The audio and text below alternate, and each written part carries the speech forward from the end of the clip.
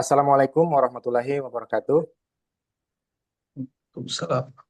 Selamat siang, salam sejahtera untuk kita semua. Shalom, Om Swastiastu, Namo Buddhaya, salam kebajikan. Halo teman-teman pejuang MIP di KPU Sulawesi Utara dan Gorontalo.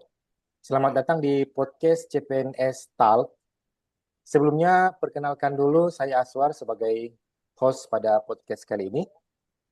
Saya CPNS di KPU Kabupaten Bola Mongondo Timur dan sekarang menjabat sebagai staf pelaksana di bagian perencanaan data dan informasi.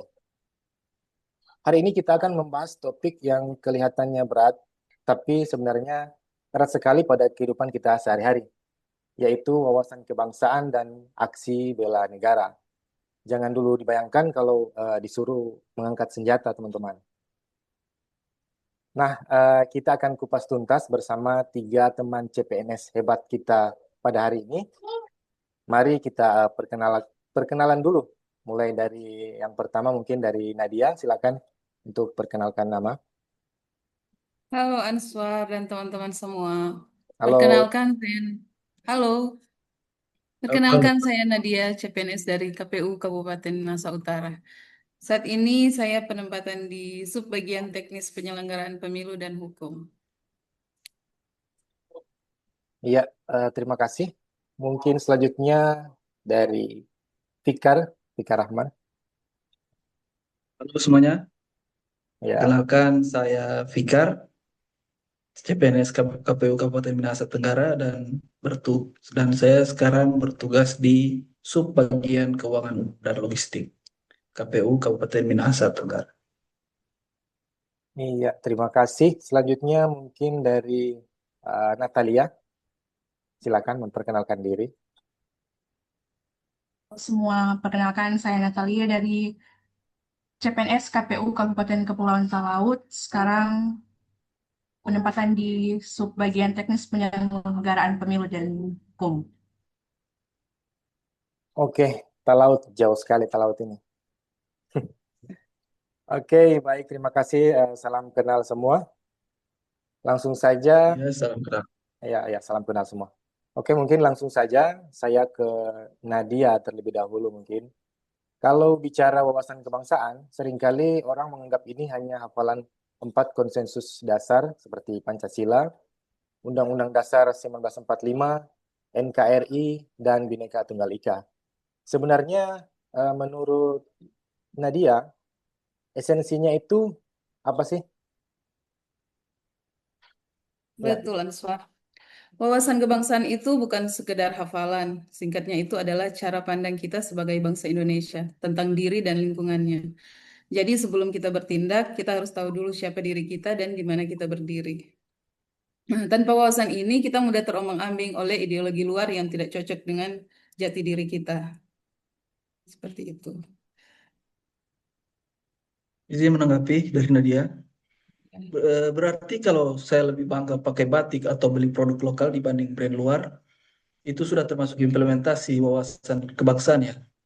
Ya, betul sekali, Fikar. Itu namanya mencintai tanah air secara konkret. iya, betul sekali. Uh, Terima kasih untuk Fikar dan Nadia telah memberikan sedikit pengetahuan tentang wawasan kebangsaan itu seperti apa. Nah, lanjut ke mungkin ke bela negara. Kita coba ke Natalia. Banyak yang berpikir bela negara itu harus masuk militer atau ikut latihan fisik berat. Nah, pandangan Natalia itu bagaimana? Oke, jadi pandangan bahwa bela negara hanya dilakukan dengan militer sebenarnya berasal dari pemahaman tradisional yang menempatkan pertahanan negara semata-mata dalam konteks perang fisik. Tapi itu stigma yang lama ya. Kalau di era sekarang, musuh kita bukan lagi penjajah bersenjata, tapi datang dalam bentuk hoax, korupsi, intoleransi, radikalisme, kemiskinan, hingga rendahnya partisipasi warga dalam kehidupan demokrasi. Jadi, sebenarnya bela negara itu bukan soal seberapa kuat fisik kita, tapi seberapa peduli kita dengan negara ini.